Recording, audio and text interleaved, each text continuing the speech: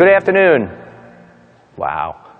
I'm Steve Golson, and you're all here to hear about Ms. Pac-Man. And here in the 21st century, they tell me we have to turn off our phones. So, let's see, how does that work again? So turn off your phone, please, and make it quiet. That's good. So, let's get started. Thank you for being here. So who am I? So I'm Steve Golson, and a very long time ago I did game design, and so I'm here to give you whatever pearls of wisdom you might deign to take. Who are you? So let's ask questions. So who has played Ms. Pac-Man on an actual arcade machine? Oh, awesome. Okay. Okay, who's played it in an actual arcade? Oh, this is awesome. All right. Who remembers playing it when it first came out? Okay, we're all over 50. Right. Am I right? And then lastly, do we have any hardware people in the room? Hardware designers? Yeah, not so many. Yeah, long ago it would have been a lot of you, but that's okay. So I'm going to talk about hardware, and you software people, just nod your heads. Okay. All right. So what was General Computer? General Computer was a company 35 years ago, and I'll talk a little bit about how it came to be. We did a tremendous amount of game design work in the early 80s. This is 1981 through 1984 or so. And why it matters is because games are just insanely amounts of fun. And it was fun designing them back then, and it's fun doing it today. So I'm just going to try and give you a little bit of a flavor of what it was and talk specifically about Ms. Pac-Man. But to talk about Ms. Pac-Man, I have to give you a little more history. So this all goes back to MIT. Any MIT people here? Yeah, okay. 1978, and there were two students in this dormitory where I lived, Doug McRae and Kevin Kern, and they started up a partnership, the two of them, to do pinball games and video games in our dormitory. Long story about how that came about, but the two of them formed this partnership, and hey, we're going to run pinball games and run them. And they eventually spread out into 3 different dorms and had like over 20 machines. It was very successful running games because you had this captive audience of MIT students who this was one of the few ways you could relax, was to go and play video games and pinball games. So they came up to speed on how do you maintain these games and how do you keep them operating and how do you make money at it. Well, one of the things that was common back then were what were called speed-up kits. And the philosophy behind a speed-up kit is, well, you need to understand the dynamics of the arcade industry, is that you'd bring out a new game and it cost $2,000, $2,500. You'd put it in your arcade or put it out on Play, and you'd get great revenues for a while, and then the revenues would drop off. Your coin drop would reduce, as we say.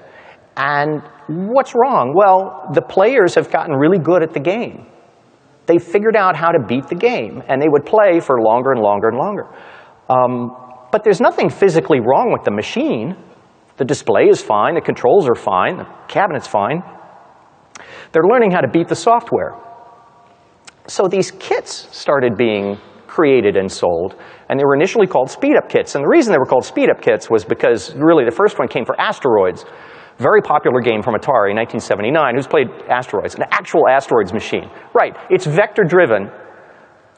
If you want to have a good time, go behind the back of the Asteroids machine and crank up the brightness. Has anyone ever done that? Because then you can watch how it draws the characters on the screen. It's very cool to see.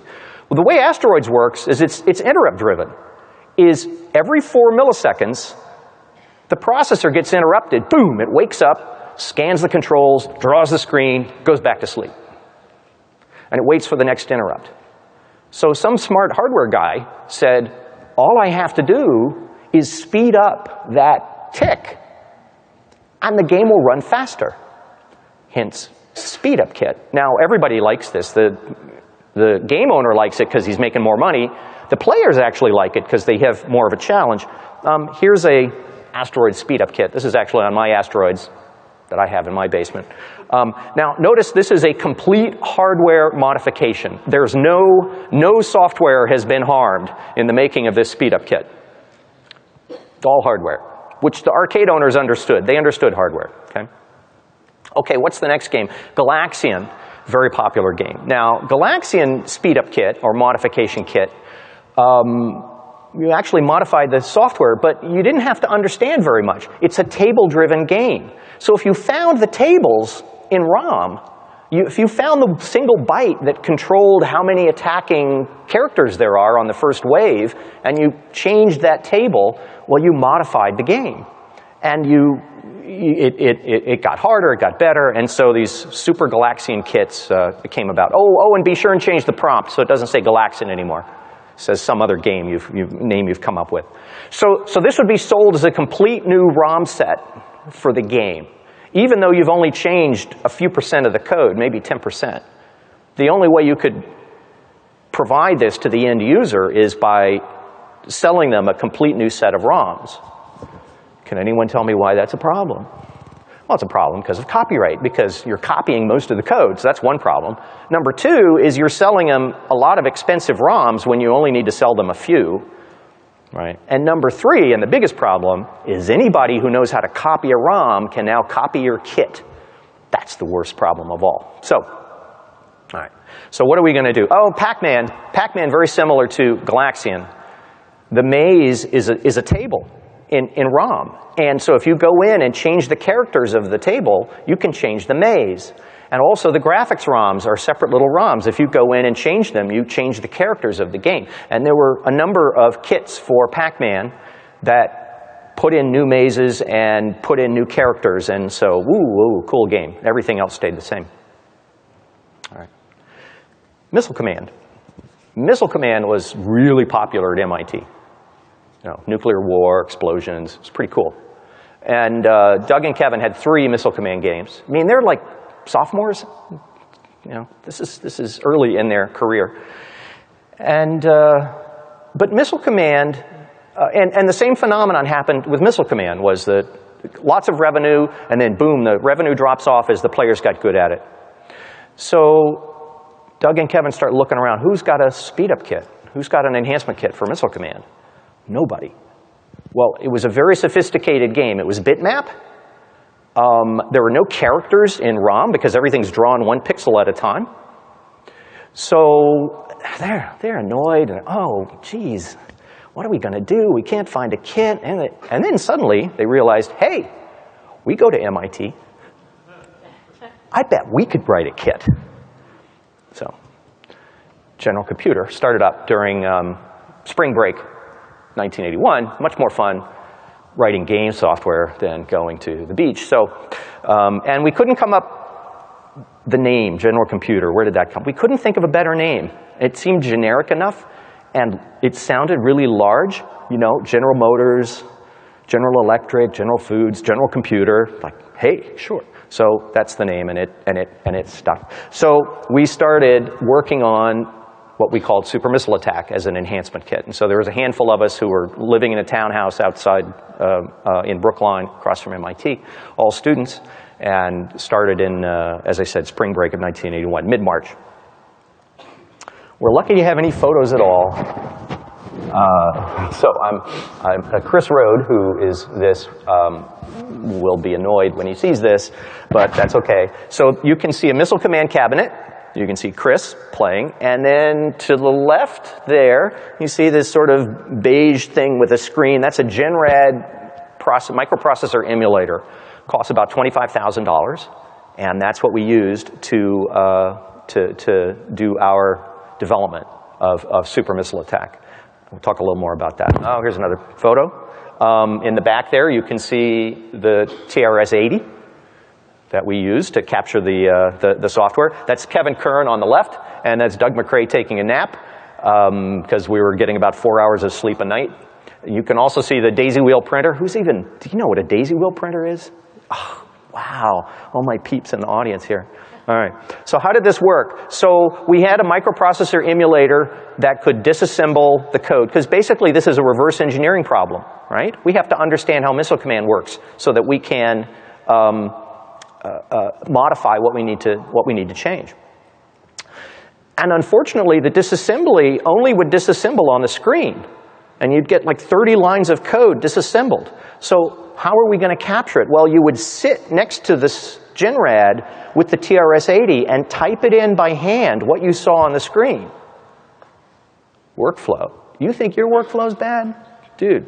So here's one of the sheets that we captured, and kind of hard to see, but down at the bottom, this is page 55.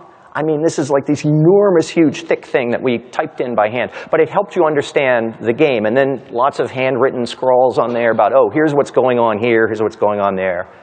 And we figured out how the game worked, how Missile Command worked. Figured out what the different ROM locations were and memory locations. And then as we're doing our own development, how did you do your character development? Well, you got out a big piece of graph paper and you started putting little X's and O's on it to what's my new character going to look at, right? So bear with me. We'll get to Ms. Pac-Man eventually, but you need to understand that. So intellectual property. So we were thinking about intellectual property, how to protect our own and how to not infringe others. So we wanted to avoid copyright infringement, like the people doing the Galaxian's kit would do.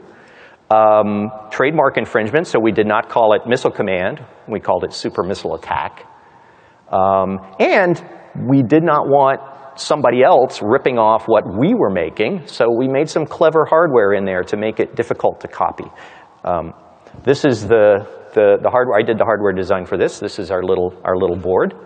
And it would go, this is from the manual for Super Missile Attack. So it plugs inside the Missile Command cabinet, right? So you'd sell this board to the arcade operator, and there you would go. And so there's 12K bytes. You know, I was at that talk this morning, the 30-year anniversary, and they were making a big deal about hard disks. Hard disks? We didn't have any hard disks. You know, 12K bytes. Wow, that was a big game. So anyhow, so Missile Command's 12K bytes, that's what goes in those 6 empty sockets. And then our 4K bytes of code, and then some magic circuitry in the middle. One of those chips is what was called a PAL chip, programmable logic, so you could customize it and you could blow the last fuse in such a way that someone could not copy it. And so that was key to our anti-copying. People would not be able to, you would have to be very sophisticated in order to do it, and that's who we were trying to deter. And to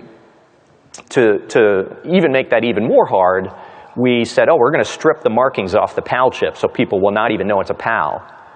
And we wanted to make the markings GCC because that was our company name, but the marking company didn't quite get it right, and so they made it CG. Oh, well, this is important later. So anyway, hey, that's me. Back when I had lots of hair, sitting at the TRS-80 and programming PALs. And what's really interesting about this is what was captured on the whiteboard in the back. So there's a bunch of notes there, but you can see our schedule. So May 11th, Replay and Play Meter, those were the 2 big industry magazines where our ad was going to run. All right, and so obviously on May 12th, we're going to start getting phone calls for orders. And our software freeze is not for a week later. That's not the way it happens now, is it? No. You're all done well before you start marketing your product. So anyway, and in fact, that's exactly what happened. Here's our ad. It was a 4-color full-page ad, inside front cover. Not one of those little black and white classified ads like the other ones. It's like, oh no, we're going full bore for marketing. We had an 800 number. It was great. And we sold about 1,000 units in 2 months. So netted $250,000. That's pretty good for a bunch of MIT dropouts, which we had all dropped out by then. You know, much to our parents' chagrin, it's like, hey, dude, I'm designing games. This is like so much fun, right? So who did that? And so there were 6 of us who worked on that and designed Super Missile Attack, and boom, off we go. And this is just awesome. I mean, the arcade owners love this. The players loved it. We got calls from arcade owners just like, players are coming in and saying, do you have Super Missile Attack? And they're leaving when I don't have it. So send me one of your kits. Awesome. So a lot of word of mouth. So Atari didn't take kindly to this. They sued us for $15 million.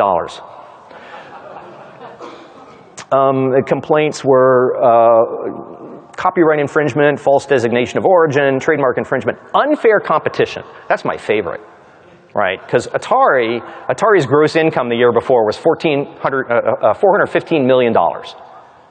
And they're going after a handful of dropouts. It's like, hey, you're not scaring us. We got nothing for you. So, and Atari back then, it's hard to imagine, but today, Atari was the high-tech company. If you were today to take Google plus Apple plus Microsoft plus Sony plus half the companies on the floor and put them all in one, and that was Atari. They were just high-flying, high-tech, amazing. So they sued us, and we go to court, and we got a lot of press. So press coverage. Hey, no coverage is bad, right? So we got press coverage from the Boston Globe, and the first few court appearances did not go well for us. We got a restraining order. This was our local hometown paper. We had moved by now out into Wayland, and there's a photo from the paper. That's Doug McCrae standing at our super missile attack that we had created for the court. So this happened in late July through August. We're not backing down. We're deposing Ray Kassar at Atari and various engineers, and Atari's like getting annoyed. So naturally, what do? They hire us. And they're like, what do you guys want? We're going to design games. Well, why don't you design games for Atari? Why don't you drop your lawsuit? So that's, in fact, what happened. And so they dropped their lawsuit with prejudice, meaning they will never file it again. We will stop making Super Missile Attack. Yeah, sure, okay. All right. And they're going to pay us $50,000 a month to design games. We found out years later that they thought that we were just going to like take the money and run and just like go sit on a beach. And I'm like, no, man, we're going to design games for you. So we did. And on that third bullet point, that's the key one. We will not market enhancement kits without permission from the manufacturer. This was the key thing that Atari wanted to avoid. If they had lost the suit and it was proven legal that games could be modified by the end user, that would set a very bad precedent.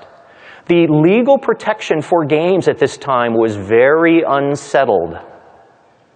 Was there copyright protection for games? For the audio-visual presentation? It was not clear at all. And so they did not want a precedent being set. So make the lawsuit go away, hire us, we'll do games for them. Well, meanwhile, all summer long, we've been working on another kit.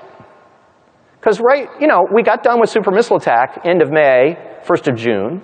Like, well, what are we going to do next? We're going to do another kit. This one's working great. How do you decide what to build? What kind of a kit? So Super Missile Attack, we're thinking maybe you get 3 to 5% of the installed base.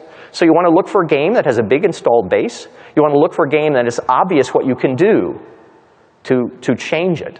Or maybe you just wholesale put a complete new game in the existing cabinet. So we thought about this, and we had a couple of ideas. One was Asteroids. Huge build of Asteroids, 70,000 of them out there.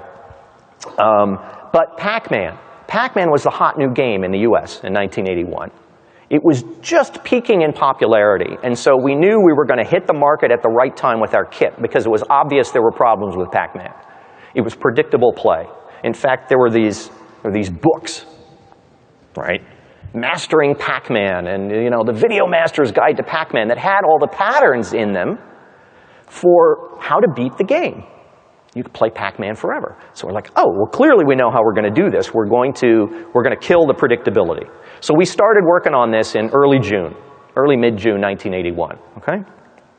First thing, that's from a Tektronix marketing, that's not us, but we needed this. This is, Genrad did not work with the Z80 processor, so we needed a different enhancement kit, a different emulator. So we got a Tektronix 8550 Z80 emulator, uses 8-inch floppy disks. And what we really loved was it supported a line printer. So we could do our disassembly and boom, print it out on a line printer. Who knows what a line printer is? Yeah, okay. But hey, 8-inch floppies. All right, and held a megabyte. It's pretty awesome. But so how did we go about reverse engineering. Again, so here's another game. We need to understand how Pac-Man works so that we can modify it. So what are your sources for your reverse engineering? Well, we had the manuals, so there's a little bit that tells you. Schematics, because these were sold to arcade owners who have some knowledge to repair the game. So you could figure out the address map, you could figure out how the graphics hardware worked, you could get a little bit of the game. Here's the basic Pac-Man hardware, 16K of code, separate graphics ROMs, 8K worth, fixed character playfield, and 6 moving characters, what you would call today sprites. We called them stamps back then because we didn't know any better. And you had 4 colors at a time. Actually, you only had 3 colors. You had 3 colors and transparent. So every character is only 3 colors. So here's the address map, which actually I hand wrote this, figured it out from the schematics. What else could we do? We could look at the graphics ROMs and slowly piece them apart and figure out how the graphics ROMs were encoded. But the biggest thing was we could disassemble the code. We could disassemble the entire thing, all 16K bytes, and print it out. And so it comes out to be about 180 pages. Okay? The Annotated Pac-Man. Now, this actually was done, this particular printout, this was done by the junior Pac-Man people. That's a postmortem for a different day. But you can come up and see this, and you can see all the handwritten notations and the pizza stains and the just wonderfulness of the Annotated Pac-Man. So we'll have some show and tell afterwards. All right? There. You like that? Cool. Media. All right. So Tim Hoskins and Bruce Burns were the junior Pac-Man guys, and so that's their handiwork. What else could we do? So we could use the 8550 emulator system. It's sort of like MAME in hardware, right? And you could set breakpoints and return statements. Gee, what does this do? And I remember one cool thing we did right early on was we set some sort of a breakpoint that printed out on the line printer every time a particular routine got executed. And that essentially put the game into slow-mo, which was really cool because you could learn stuff about how the game works. And here's an example. You can see that Pac-Man actually skids around the corner a little bit. Okay, watch him go around the corner. You can see he skids a little bit, right? So he can go faster than the monsters can as you go around corners. So that was one thing we learned. And then the other thing is the monsters look ahead. Watch, he'll look before he actually turns. See? And so, so you're learning a little bit about how the monster AI works. AI. Z80 with 16K. Like, yeah, okay. So that was one thing that we were able to do. And then another cool thing we did was once we found the mazes, was zero out the maze. And that was really cool because you could watch the monster move where it wanted to go without the maze in the way. That was very cool. There's one particular mode that the monster gets in that people now call scatter, where it basically heads for its favorite corner. And it was very obvious when you set it up like this because there was no maze in the way and you could just watch it just go straight out to where it was trying to get to. And then there was another mode it would get into where it basically turned right every time. And you would see it there in a little tight little turning. So you could see that. And so you could learn stuff about the game by playing around with it using the emulation system. So what were we going to do to get rid of Pac-Man's problems? 4 new mazes. We said, okay, we're not going to be constrained by memory space. We're going to add more ROMs if we need to. So we'll add more mazes. Why just 1 maze? We'll do 4. The big thing is to randomize the monster algorithms so that the pattern play will not work anymore, right? And the way we did this, it is truly random what we did because there's a free-running counter in the Z80 microprocessor that was used for DRAM refresh. Remember DRAM refresh? Yeah. So, and you could access it from software, and it made a really cool, truly random counter. And so we used that to drive the algorithm. And essentially what it did was each monster, instead of going to a fixed corner, it picked a random corner. And that was enough randomization in the algorithm to totally screw you over as a player. The other things we added, the fruit bonus moves through the maze. You had to chase it, right? And it moves through in a random path. Actually, there were 4 paths pre-defined, and it randomly picks one. Again, truly randomly. It randomly picks one, and that's the maze, that's the path it takes going in, and then it randomly picks one of the 4 for it to go out. Goes in, goes around the center house, then goes out. We tried a bunch of other stuff that didn't work. We thought about vertical tunnels. You know, there's horizontal tunnels in Pac-Man. Ooh, what about vertical tunnels? That would be cool. And it turned out that the AI for the monsters, it would never go through them. So we said, okay, you know, we're not going to do that. And we thought about things like, ooh, what if the monsters can travel through the walls sometimes? And so, you know, things we tried, but never got far enough. So that's what we ended up with. Right? And then a bunch of non-gameplay features that we added. The new colors, new sounds, new music, new animations, what today we would call cutscenes. But Pac-Man had them as well, and we thought of our own to put in. And, of course, a different name for the main character, because we're looking at trademark issues and copyright issues. We can't call it Pac-Man or Super Pac-Man. Oh, we'll call it Crazy Otto. So one of the things about the fruit bonus, the first thing we noticed is that the hardware supports 6 moving characters in the Pac-Man hardware, but the fruit never moves. Well, let's move it. That's something cool. It's free in the hardware. So we'll move it around the maze. And the other thing is, buried in the Pac-Man graphics ROM, there's an explosion character.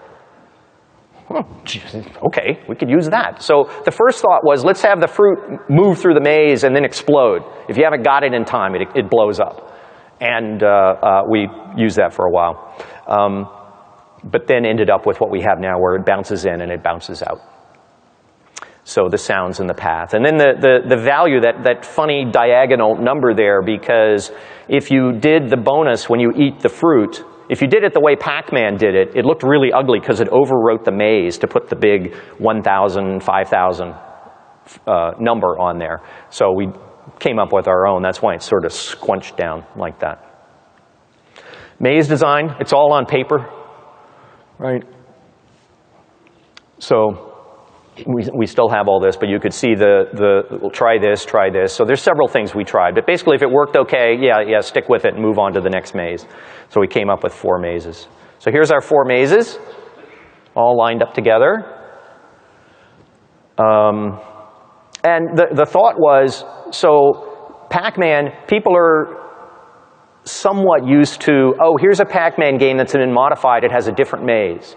And so they'd get started on our game, and they'd play that first maze, and they'd get through the first couple of racks, and then wham, yet another maze. And they'd be used to the first maze, and then boom, here's a totally different one. And that lasts for a few racks, and then boom, another maze. And then that lasts for a few, and by the time you've gotten through the 4th maze, I mean, you're a really good player. And so 4 seemed like a good number. Okay. The music, any musicians? Music, yeah. So Chris Rode did all the music for Ms. Pac-Man, and I love his title for the code there. It says a sonata for unaccompanied video game. And that's the only piece of music, actually paper. I mean, he used it, composed it at the piano at our house in Wayland, and wrote it down. I mean, that's actually, even the staffs are handwritten on the piece of paper with his hand notations there. So music, the game startup, and 3 animations. So he wrote all the music for that. And so we're talking about Crazy Otto. All right, you ready? Here's the first animation. Oh, this is attract mode. I'm sorry. So this is an early attract mode. And the names came from Phil Carrot, who was a physics student at MIT and worked for us for the summer. So hence the names. There's Otto, and there's the monsters. So this is essentially Pac-Man attract mode, and we hacked it up really quickly as a demo, just so that we could put it out on test, for example. And notice our logo, GenComp, General Computer, on there. So this is our first shot at the attract mode. But the other part of attract mode is the FACO game, and so we can watch Otto play here. This is again where you can see the randomness, because some of the randomness is the algorithm for how Otto moves during the fake game. It's actually one of the monster algorithms repurposed. And so you never know how long he's going to play in the attract mode. We always worried that he might actually complete the maze during the attract mode, and ooh, what would happen then? So you can see Otto, and you see the monsters, and wow, he's doing really well. Oh, missed the fruit. And up he comes, and you can see our new monster designs. Again, it was a trademark thing. We want the monsters to look a little different. And wow, he's doing really well. Look at that. It's pretty good for randomness. And finally, yeah, he dies. And he spins around, dead Otto. Okay.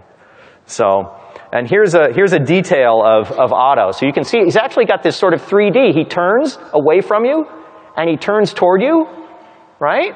Isn't that cool? Yeah, Otto. So what else did we do? So we did the cutscenes, the animations, and this was Mike Horowitz, one of our developers, who came up with the idea and coded up the animation driver. So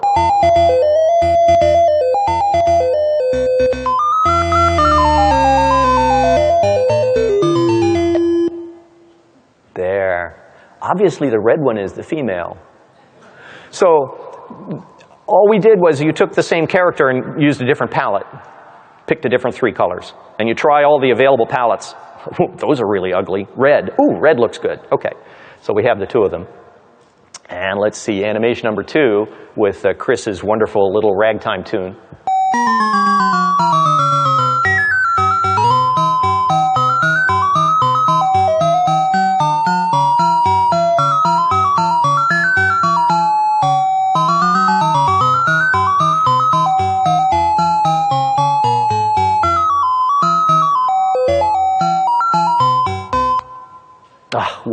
Well done, Chris. So actually very sophisticated sound synthesis in Pac-Man. And so we had to learn how the Pac-Man music driver worked and put our own tables in there to drive the music. So it's not in composing, but again, reverse engineering the music driver so that you can figure out how to do it. And finally, the final animation.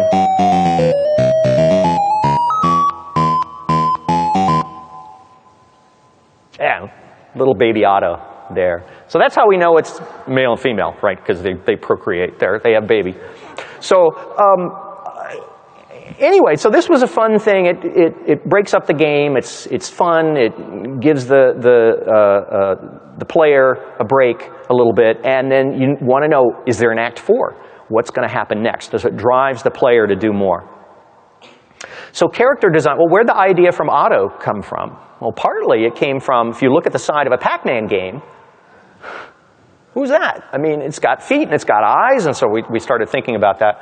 Now, the hand-drawn there, I believe that's Chris Rhodes' writing, and that was his first thought about Otto having the eyes and the feet and how it would look. And it actually looks a lot more similar to what the monsters are, but initially that was his thought for the main hero character, for the Otto character. So, any artists here? You guys do character design? Yeah. Okay, here's a workflow for us, all right? So you would take your character idea, you'd sketch it on graph paper like Chris did in the previous slide. You'd have to manually encode it into the weird encoding that the graphics ROMs needed.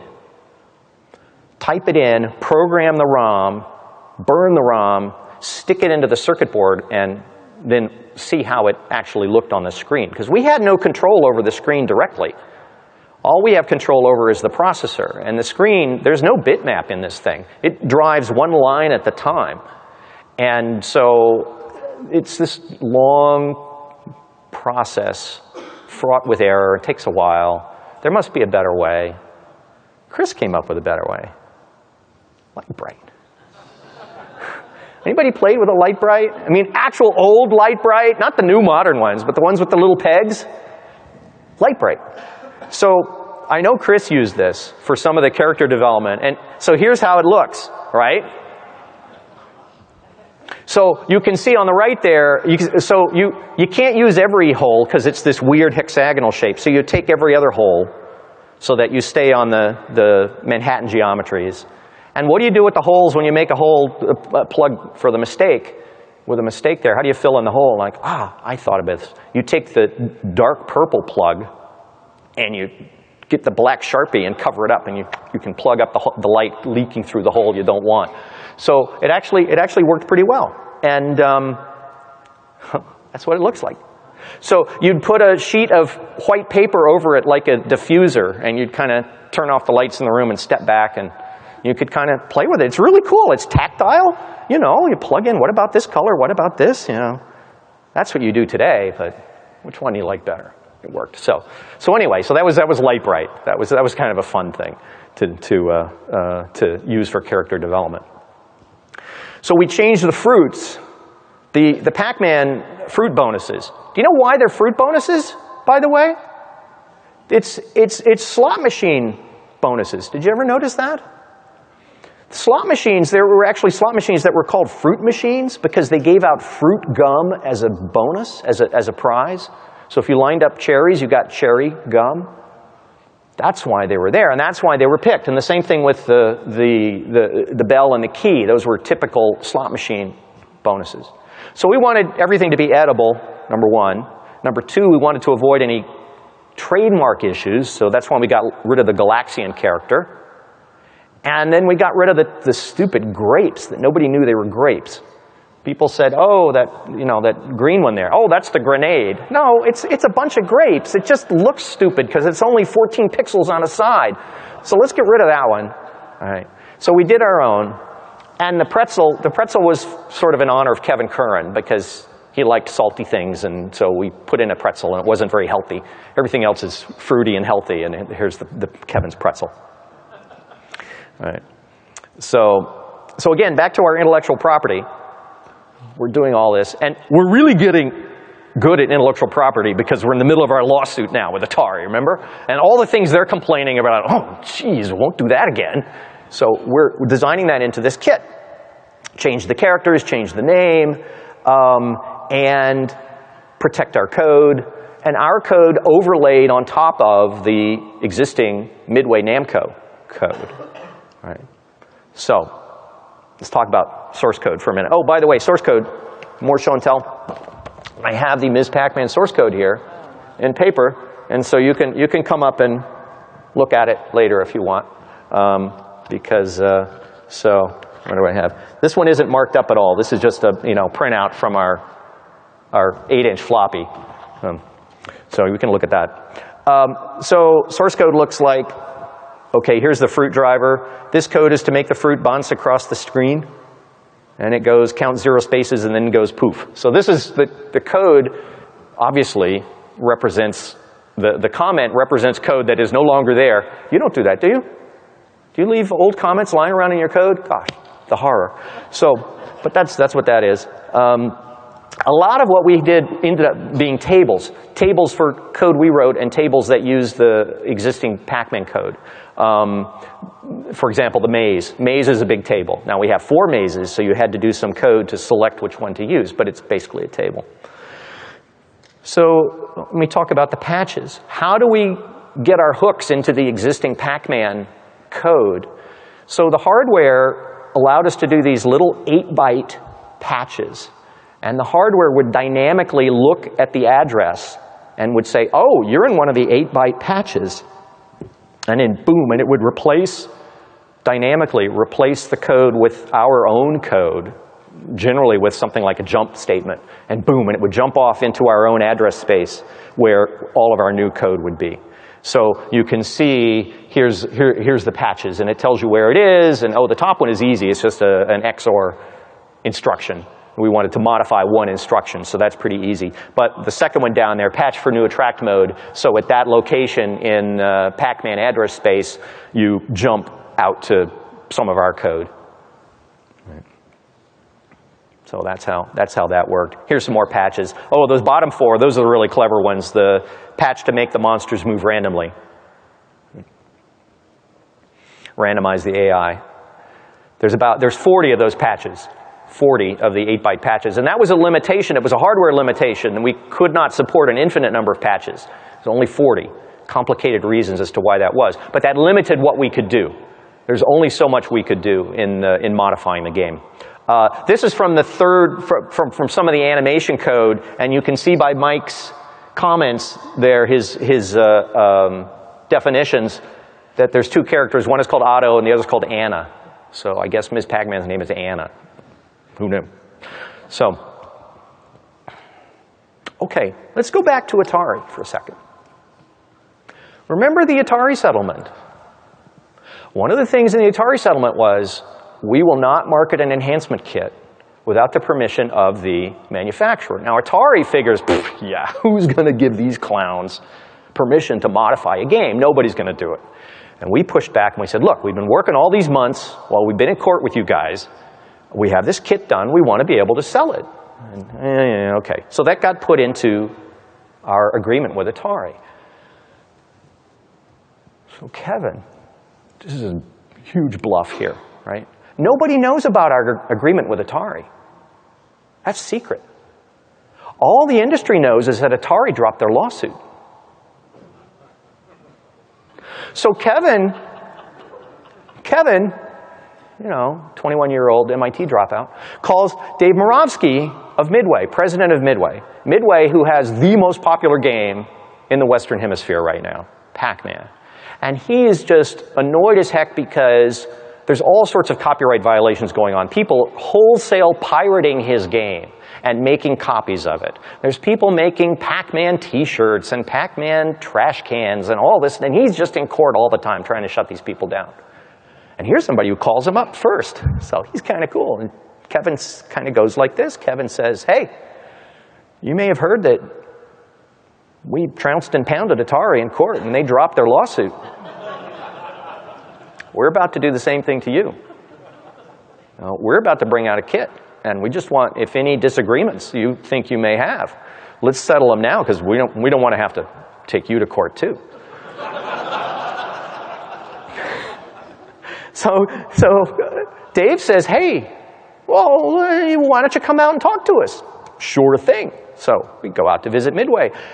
This is the day after we signed the Atari deal. They were both in Chicago. All right? It was a really good week for us here. and Dave, they gave us a tie. They're like, here, guys, here, have a tie. So I still have my Pac-Man tie from that first visit. And it took a few weeks to negotiate things, and finally, by the end of October, we negotiated an agreement with them that, hey, we're going to buy this kit from you, and maybe we'll do it as a new game. Maybe we'll sell it as a kit. Maybe we'll do it as a new game, but Midway's going to market it. Dude, sure, okay, no problem. So remember, they don't know about our Atari deal. They think, I think in the back of their minds, they're thinking, hey, we can have these kids do more stuff for us. Sorry, it's like a one-shot deal. You just don't know it yet. So here in 1 month, we've struck deals with the top 2 game manufacturers in the country. It's just like, dude, we're having a good time here. It's like looking better and better that dropping out of school was the thing to do. So, and we're already talking at this point about changing the name to Super Pac-Man because we don't have the trademark issues anymore, so we can change it to Super Pac-Man. ROM dumps. This turns out to be really critical later. This is my ROM dumps that I made October 29th, so we can go back and show what were we able to do right then. Backups are important. If you're code developers, backups are important. Who's hosting your repository? Do you have access to it? Okay. You never know when you'll need proof of ownership. Ask me why I know. Ask me in about 5 minutes. So by then we had written a new attract mode, and we didn't know, is it going to be Crazy Otto? Is it going to be Super Pac-Man? So we had both by then, and we had come up with this cool Midway logo, because they're giving us money, we're going to be nice to them. And then Stan calls, and I took this phone call. This is early November.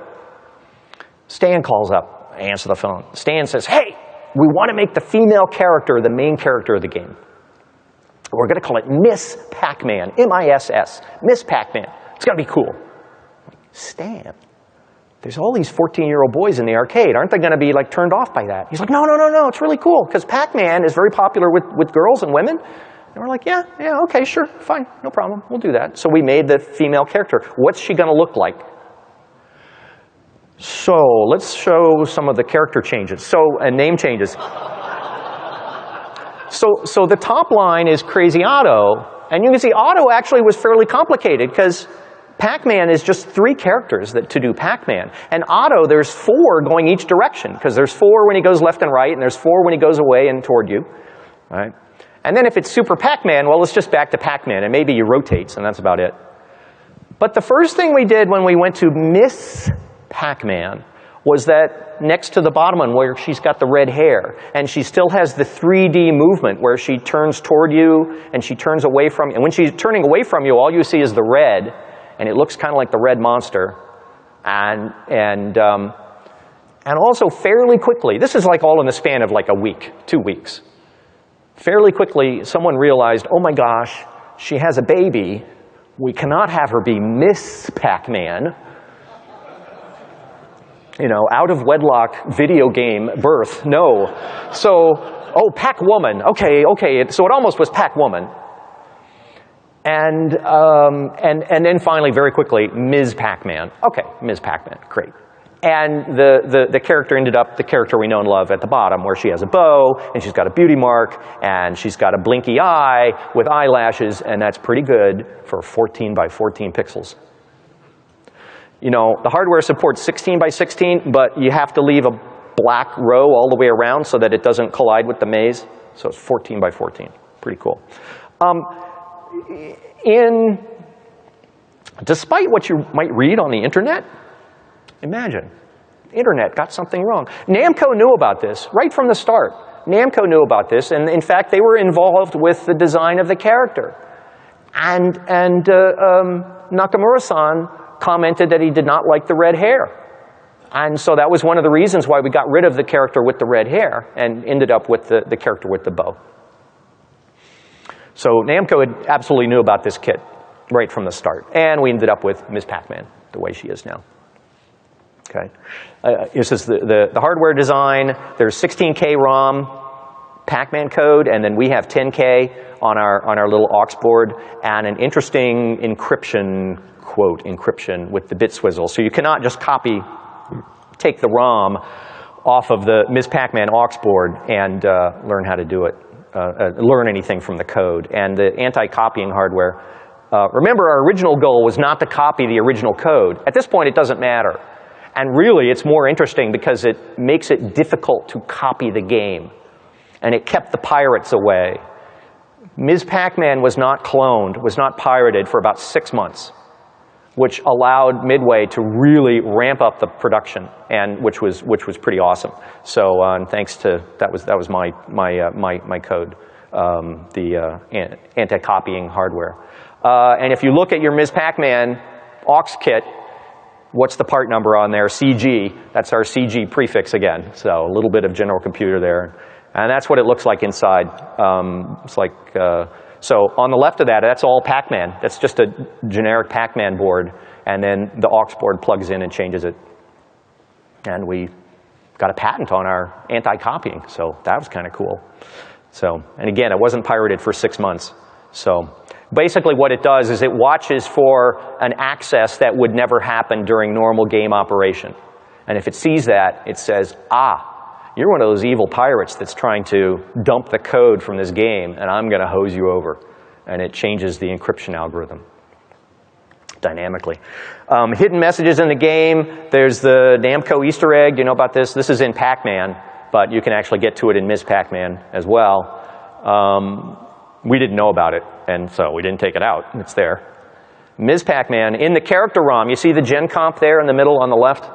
That was from our logo, from our original Attract mode, and it's still in there. So in every Ms. Pac-Man produced, there it is. But then way buried in the code is this little message, General Computer Corporation, hello Nakamura, at the very end of it. So we put that in there. Why would you do this? Well, because it's interesting to prove infringement with someone else's code. You can go and find this. Ask me how I know. Bugs. A couple of bugs. There was a parking bug. There was a place you could hide in the first maze that, and the monsters wouldn't get to you, so we had to fix that. The very last thing we found, because we did not have a cocktail table was it didn't work correctly in cocktail mode, and so we had to fix that. The collision bug where you can go through the monster, we knew about that and left it alone. And then the last one, players always ask me this because they're all about playing to the end of the game, and the level 255 bug, you know about this, right? You get to level 255 and it goes crazy. Did you know about that? You should have fixed it. Listen, if you get to that bug, how long have you been playing the game? 5 hours? That's the bug, is that you've been playing the game for 5 hours. Okay? I want you dropping another quarter in there after 3 minutes. So I was like, if we had found that, we would have just laughed and said, yeah, we don't care. Right? We would have made the game harder so you'd never get there. That's what we would have done. So final code release in late January 1982 and goes into production. Well, also January 1982. This is how we used to get news. High resolution, full color, solar powered portable news delivery system. Random access. Delivered to your desktop weekly. This is actually an amazing article about the state of the game industry in 1982. It's phenomenal. And so Mike Horowitz gets this magazine, and he comes into our new development space there in Cambridge. And in the upper right there, this is the opening spread for the article. In the upper right, you can see a missile command game. He's like, guys, is this Super Missile Attack? Can you tell? And we're looking at it, and we're like, no, can't quite tell. The colors aren't changed, and maybe it's Super Missile Attack. Maybe you can't tell. And then we look at the lower right. We go, oh my God, it's Crazy Otto. You know, Pac-Man scuttles about the maze. No, it's Crazy Otto. Okay, do the math here. There's 110,000 Pac-Man cabinets in the US. 3 of them have been modified for Crazy Otto and are out on test. And the photographer picked one to take the picture of. So for 30 years, this has been the mythical Pac-Man with legs of, oh my God, what is it? Well, it was Crazy Otto. It was our game out on test. And who knew? So again, you know, more press is good press. So that's kind of fun. Who did the development for Crazy Otto and Ms. Pac-Man? There's the 7 of us who did it. What did General Computer go on to do later? We did Food Fight and Quantum for Atari, coin-op games. We also did a coin-op game Nightmare that was never produced. We did Junior Pac-Man, coin-op game for Midway. Then also for Atari, we did a phenomenal amount of home titles for Atari over those few years, 1982 through 1984. We also did the Atari 7800 Pro system, their next generation game unit. We did the entire thing. We did the custom graphics processor. We did 14 cartridges for launch. We did very novel encryption. You want a good post-mortem talk? This one. This would be a cool talk. All right. So that was the Pro system. Oh, we didn't design the plastic box. That came from Atari. But everything else we did. Here's General Computer in 1984.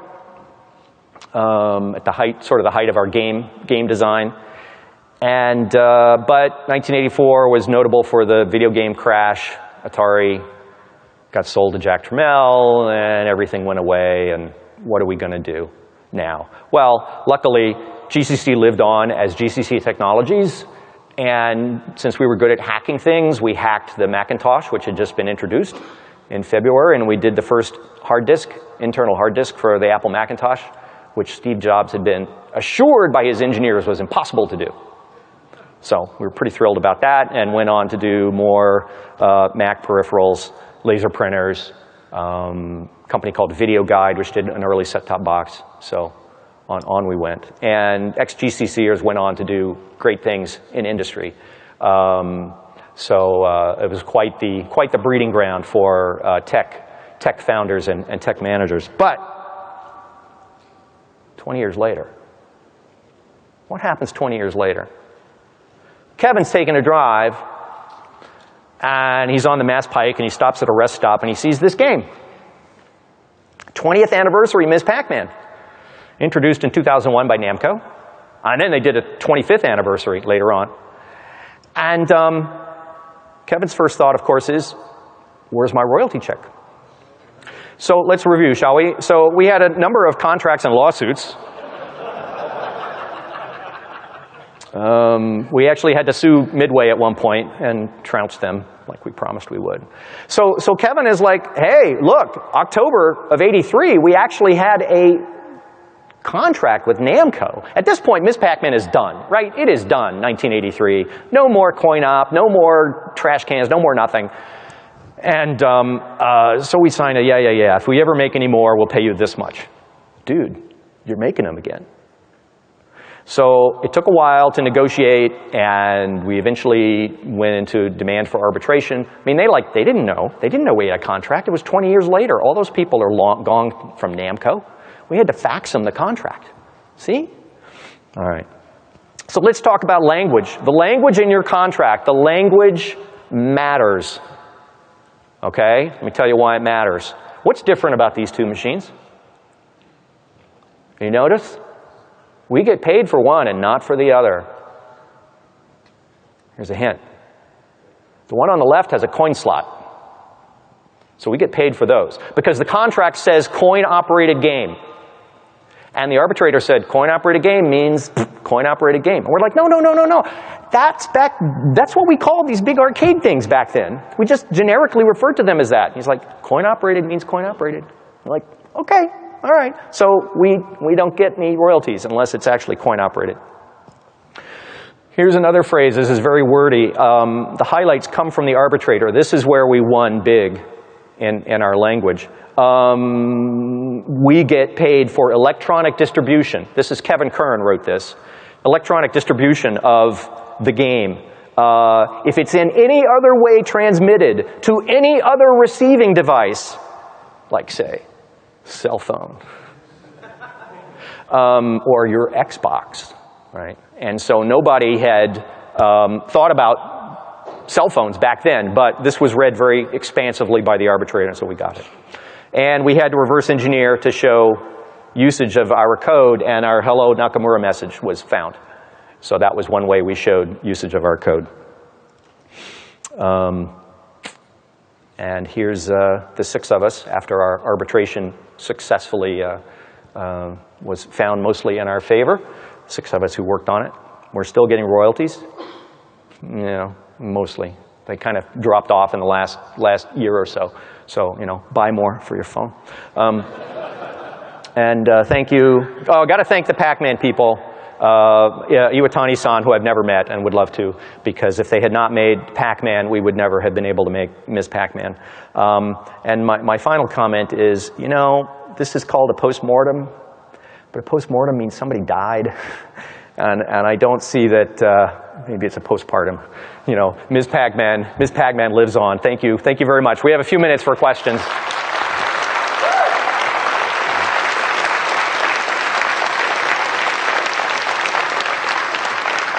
Thank you. Any questions? Anybody jumping up? Yes? Yes. Can you say something very briefly about how the AI for the ghosts work? Just sort of the general rules about how the very simple processor pilots them around? I will attempt to, because mostly we didn't change it, right? We didn't need to understand how it worked. We just needed to understand how to modify it a little bit.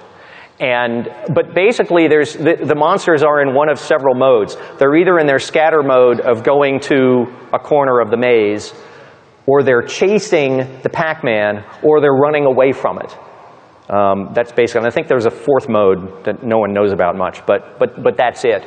And it's, how do they stay in those modes? Partly it's time. How long have you been on a particular maze, and then it switches into attack mode, and that changes as the mazes move on. So it's somewhat table-driven. That's why later in later racks, you never get any time where you're not being attacked and not being chased. So, oh, one more thing. Please be sure and fill out your evaluation forms that you'll get by email. So do that. Yes. And you asked a great question, so come up here. We have a gift for you. You see my son Jacob. Jacob here, who, by the way, was the world champion at Crazy Otto for many years because he was the only person who got to play it, because it was in my basement. So we took it to California Extreme one year, and people got to play it, and they beat your score. So anyway. Any other questions? Who else? Yes? What are your thoughts about modifying existing games today? I know there's a lot of companies that don't take kindly to their games being modified, and there's some companies that will release games with full level editors, especially back in the 90s. That was a big thing. But do you like the way the legal precedents are going, or do you think maybe it could be a little more liberal? That's a great question too. You get a gift. Come up and see Jacob. So it depends on how I'm making my money.